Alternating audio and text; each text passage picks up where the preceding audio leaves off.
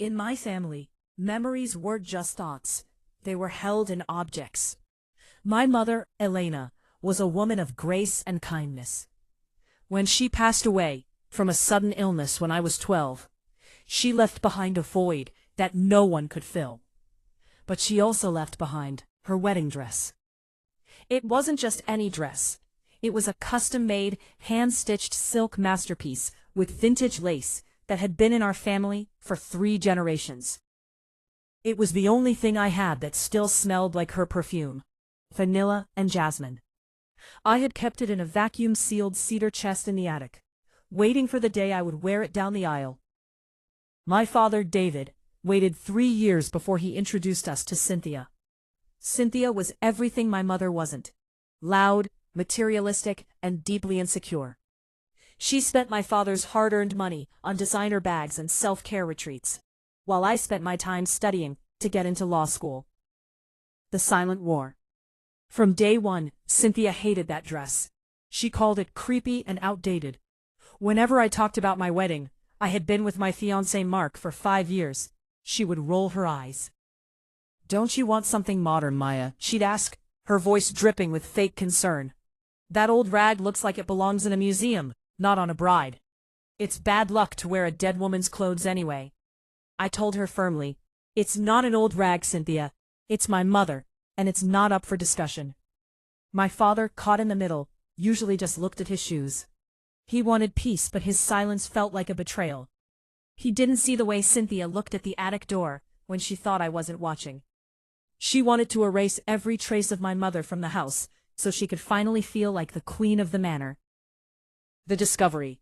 6 months before my wedding, I went up to the attic to take the dress to a professional cleaner for a light steaming. I opened the cedar chest, expecting to see the shimmering white silk.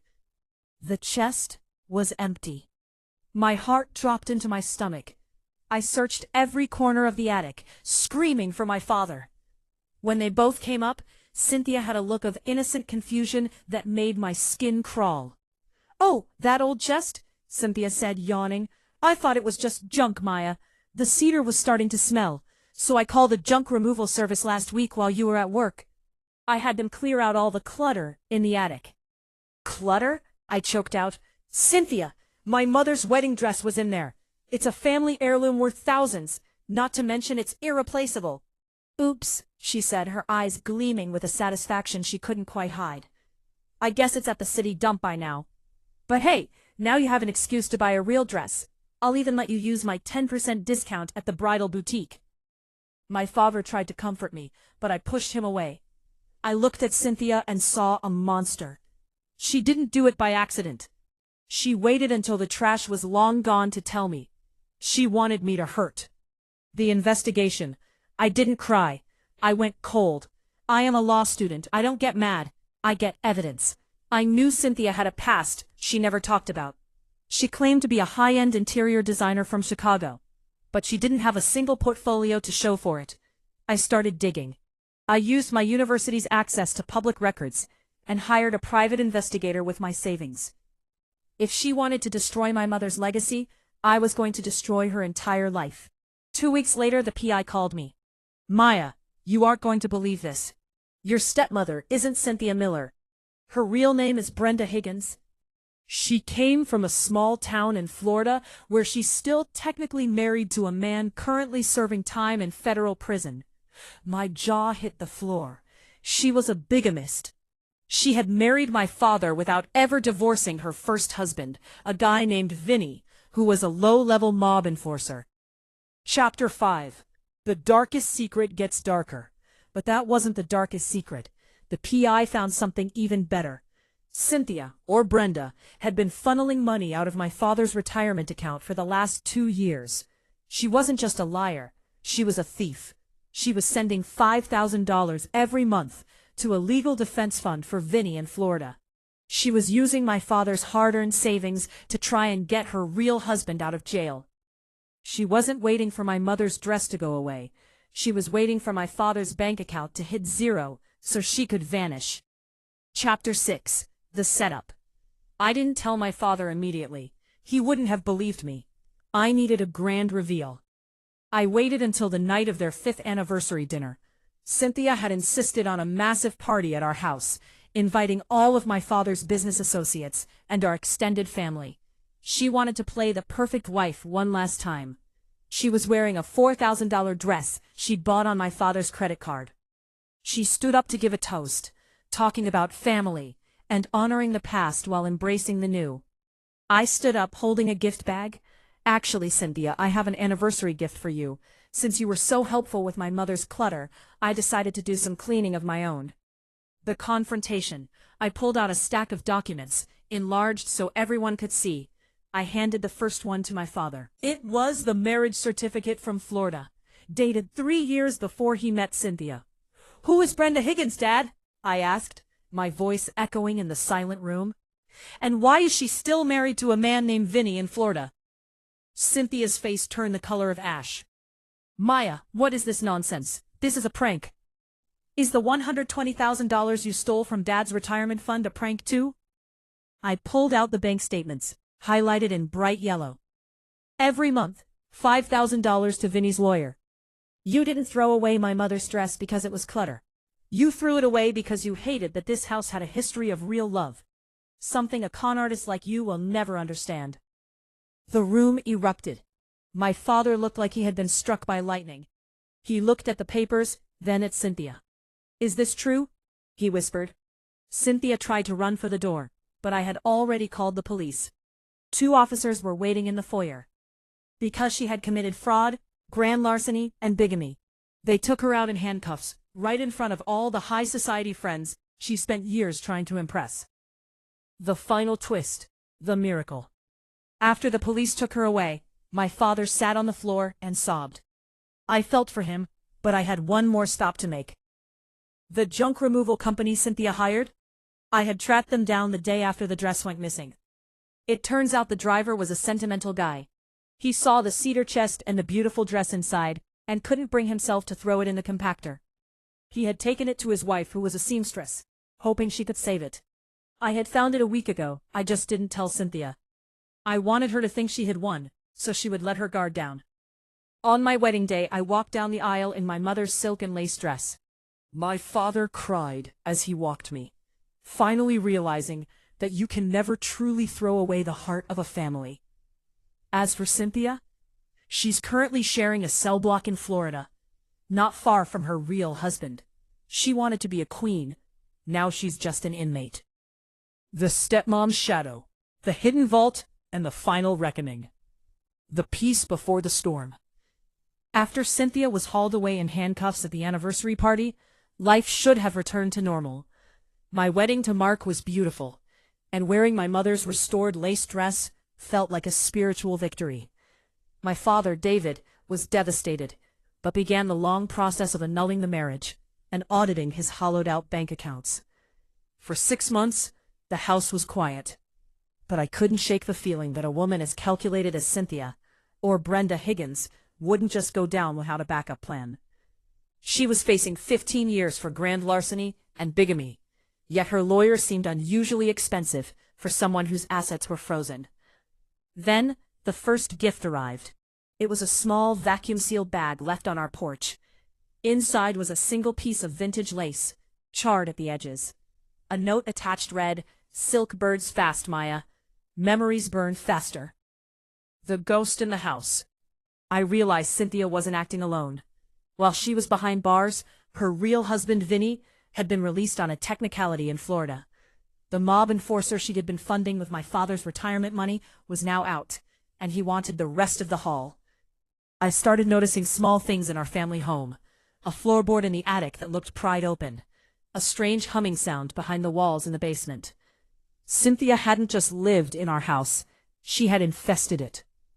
One night, while my father was away on a business trip, I took a thermal camera, the kind used for home inspections, and started scanning the walls. In the master bedroom, behind the walk-in closet Cynthia had insisted on renovating, there was a massive heat signature. There was a hollow space behind the drywall that shouldn't have been there. The secret room. I grabbed a crowbar. My heart was hammering against my ribs. I tore through the expensive wallpaper Cynthia had picked out. Behind it wasn't just wood. It was a reinforced steel wall. She had built a hidden safe room during the renovations she claimed were for aesthetic purposes. I spent 3 hours trying to crack the digital keypad. I tried her birthday, nothing. I tried my father's birthday, nothing.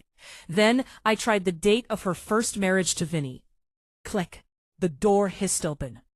Inside wasn't just cash. It was a trophy room of her crimes. There were rows of jewelry stolen from previous husbands, stacks of forged passports, and a ledger. But at the very back of the safe was a small velvet box. I opened it and gasped. It contained my mother's original engagement ring, the one my father thought he had lost in the move, years ago. She hadn't just thrown away the dress. She had been systematically stripping my mother's existence and hoarding it, like a dragon. The bait. The ledger was the darkest secret of all. It contained the names of several local politicians and a high-ranking police captain, who had been taking bribes from Vinny's associates to keep Cynthia's background clean. I knew then that calling the local police wouldn't work. They were part of her payroll. I decided to play her game. I used a burner phone to text the number listed in the ledger under Vinny. I found the vault, Vinny, and I found the ledger with the names. If you want it back, come to the old lakeside cabin at midnight, alone, or the FBI gets a copy of everything. The cabin confrontation. The lakeside cabin was a place of happy memories. It was where my mother and I used to spend our summers. Now it was going to be the site of a final execution of justice. I didn't go alone. I had contacted the FBI's Regional Organized Crime Task Force. They were already looking for Vinny. They just needed him to cross state lines and commit a visible crime. Vinny arrived at 12:15 a.m. He was exactly what I expected. A tall, scarred man with cold eyes and a $2,000 suit. He didn't look like a thug. He looked like a predator. "You're a brave girl, Maya," he said, leaning against his black SUV. "Brenda told me you were smart. She also told me you were a nuisance. Give me the ledger, and I might let your father live through the month." "The ledger is already in the cloud, Vinny," I said, holding up my phone. "And the FBI is currently listening to this entire conversation through the wire I'm wearing." The trap snaps. Vinny laughed. "You think these local cops will touch me? I own this town." "I'm not talking about the local cops," I replied. Suddenly, the forest around the cabin erupted in blinding light. Flashbangs went off, and dozens of federal agents swarmed the clearing. Vinny tried to reach for his holster, but he was pinned to the ground before he could even blink. Among the agents was the lead investigator who had been tracking Cynthia's legal defense fund transfers. He walked up to Vinny and smiled. "Vinny Higgins, you're under arrest for racketeering, witness intimidation, and crossing state lines to commit a felony. This time, there's no technicality to save you." The visit to the cell. A week later, I went to the state prison to see Cynthia. She looked haggard. The designer clothes were gone, replaced by a rough orange jumpsuit. "You think you won?" she spat, leaning against the glass. "Vinny will find a way. He always does." "Vinny is in federal custody, Cynthia." "He talked," I lied. I knew he hadn't talked yet, but she didn't know that. "He told them everything about the hidden vault. He told them you were the mastermind behind the bribery. He's cutting a deal to save himself, and he's pinning it all on you." The look of betrayal on her face was pure poetry. She had spent her life being a con artist, and now she believed she was being conned by the only person she loved. She started screaming, cursing Vinny's name, admitting to crimes the FBI hadn't even discovered yet. The guard behind me, who was recording the conversation, just nodded. She had just confessed to everything on record. The legacy restored. My father and I spent the next month clearing out this secret vault. We returned the stolen jewelry to the families of the men Cynthia had scammed before us. We found my mother's ring and put it back where it belonged. The house no longer felt infested. We stripped the wallpaper, tore down the steel door, and turned the space into a library dedicated to my mother's memory. Cynthia was eventually sentenced to 25 years. Vinny got life. The corrupt police captain and the politicians listed in the ledger were all indicted in a massive sweep that made national news. On the 1-year anniversary of the wedding dress incident, I sat in the garden with my father. I thought I lost her twice, Maya, he said, looking at my mother's engagement ring on my finger. Once when she died, and once when I let that woman into our lives. No, Dad, I said, looking at the house. You can burn the silk, and you can hide the jewelry, but you can never steal the truth.